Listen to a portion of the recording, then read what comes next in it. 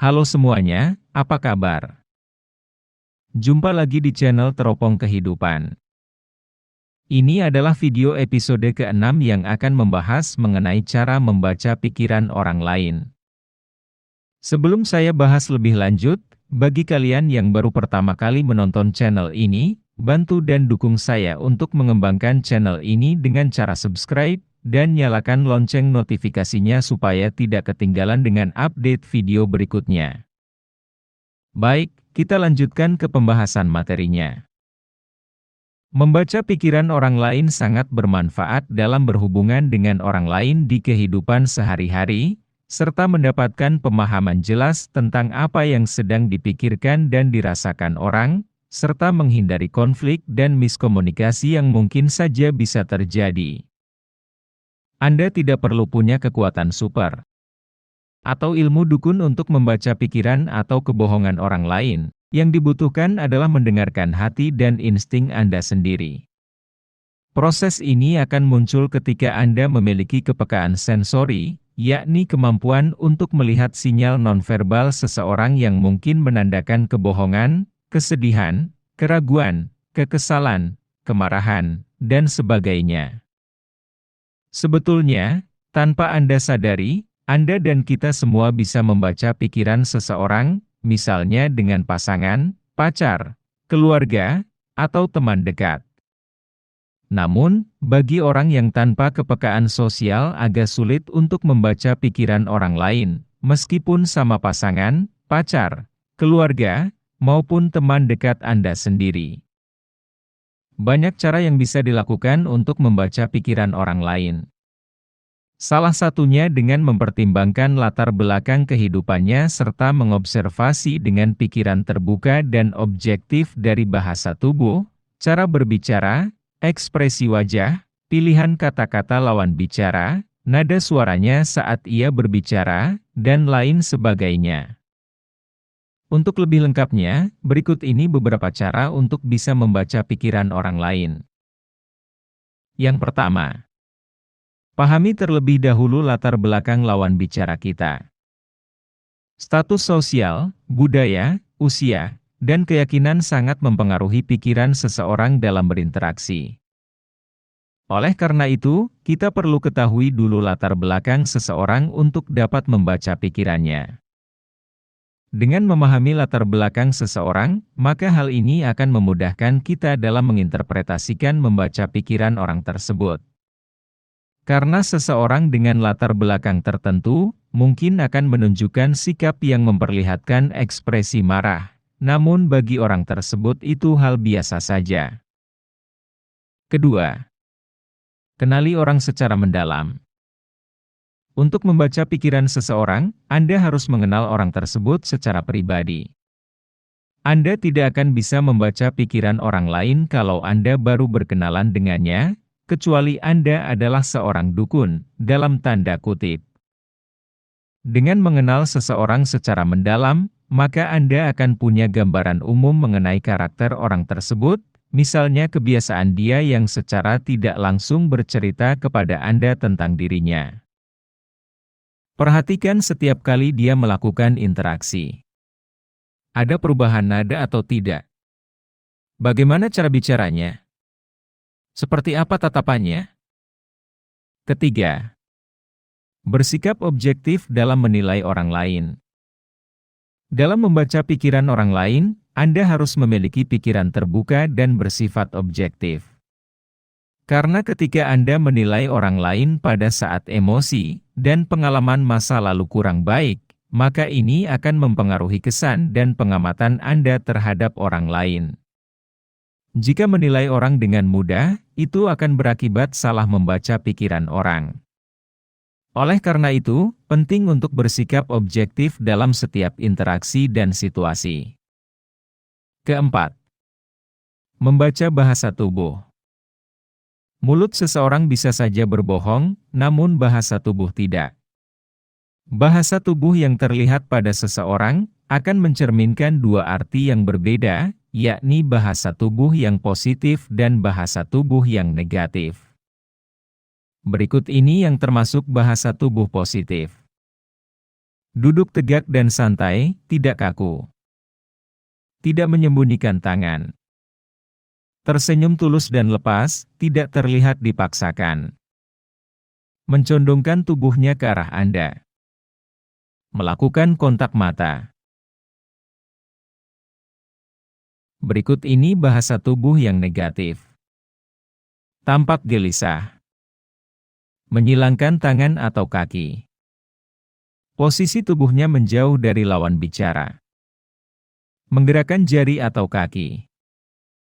Memalingkan wajah atau mengabaikan lawan bicara. Melakukan hal yang aneh dengan tangan. Membungkuk. Tidak melakukan kontak mata. Tidak fokus. Berikut ini arti dari bahasa tubuh yang sering terlihat dalam berinteraksi di kehidupan sehari-hari. Menyilangkan tangan atau kaki, menunjukkan pembelaan diri, kemarahan, atau perlindungan diri. Ketika ada orang yang selalu menjaga jarak dengan Anda, maka kemungkinan dia tidak ingin terlibat lebih dekat dengan Anda secara emosional. Ketika seseorang berbohong atau sedang menyembunyikan sesuatu, biasanya tangan gelisah, menyembunyikan tangan di bawah meja, tidak berdiri tegak, dan sebagainya. Jika seseorang mengangkat kepala tinggi-tinggi, itu berarti mereka percaya diri. Jika mereka berjalan dengan ragu-ragu atau meringkuk, sambil menundukkan kepala, itu merupakan tanda harga diri yang rendah atau tidak percaya diri. Kalau Anda melihat orang seperti ini, gali masalah yang membuat dia tidak percaya diri dan bantu untuk menyelesaikan masalahnya tersebut. Kelima. Membaca ekspresi wajah. Ekspresi wajah seseorang bisa menjadi alat bantu dalam membaca pikiran orang. Bisa saja seseorang tidak menunjukkan rasa tidak suka dengan topik yang Anda bahas, tapi ekspresi wajahnya tidak bisa berbohong. Sebuah lekukan di ujung bibir saat tersenyum atau alis yang melengkung bisa menjadi indikasi dia tidak setuju. Garis kerutan yang dalam terbentuk di wajah, menunjukkan bahwa orang tersebut khawatir atau terlalu banyak berpikir. Sebaliknya, orang yang benar-benar tertawa atau sedang bahagia akan menunjukkan garis senyum kegembiraan. Bibir mengerucut bisa mengartikan kemarahan, kepahitan, atau penghinaan. Gigi yang gemeretak adalah tanda ketegangan. Pada saat berbohong, akan terlihat ekspresi wajah seperti mata berkedip cepat, bibir digigit, dahi berkeringat, pipi merona, pandangan mata tidak fokus, lubang hidung melebar. 6. Mengajukan pertanyaan untuk mendapatkan jawaban langsung. Agar tidak terjadi kesalahpahaman, bertanya secara langsung adalah cara terbaik memahami perasaan orang lain.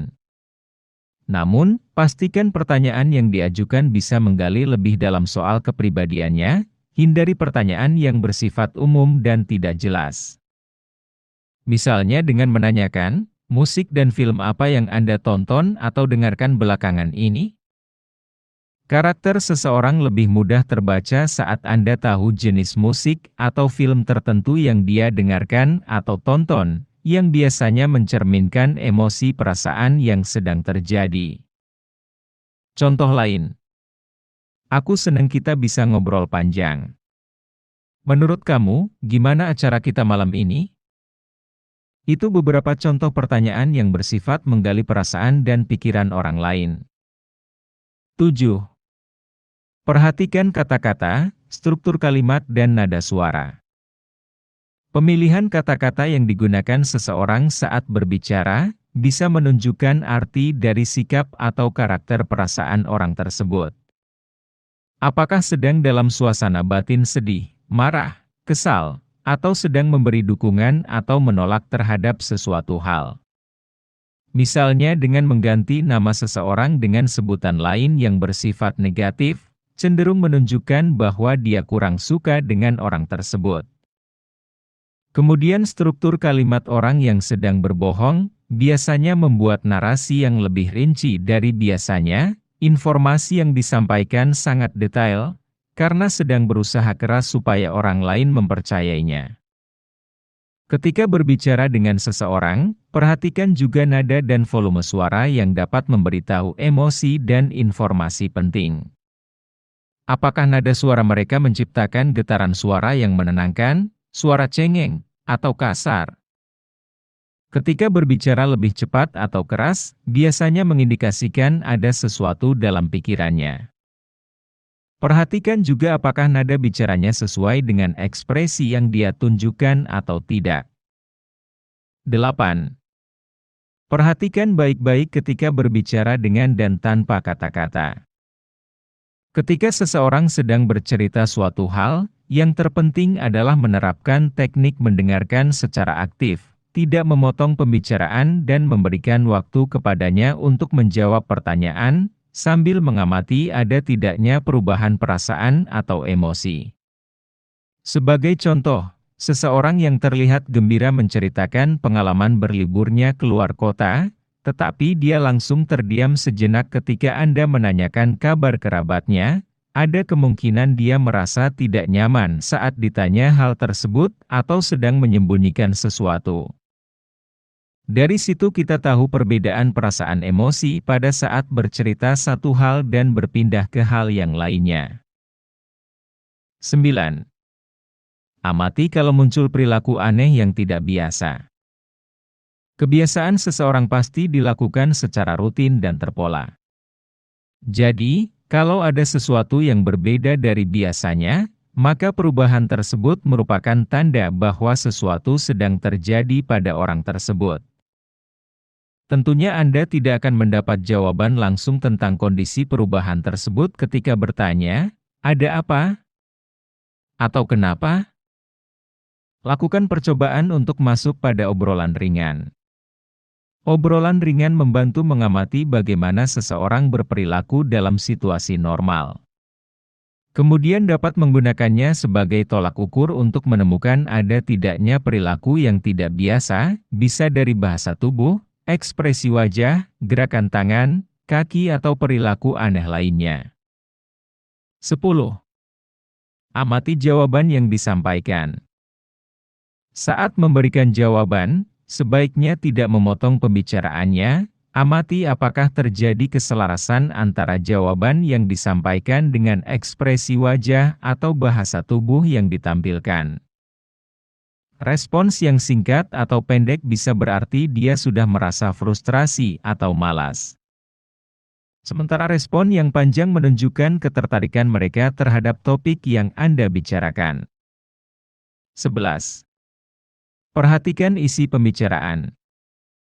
Bila seseorang cenderung membawa arah pembicaraannya untuk menceritakan hal-hal positif, seperti memuji temannya atau pacarnya, maka kemungkinan orang tersebut mempunyai kepribadian yang baik. Namun, sebaliknya bila orang tersebut sering menceritakan temannya hal-hal yang buruk, maka cenderung orang tersebut mempunyai karakter yang buruk juga. 12. Perhatikan cara dia menyentuh Anda.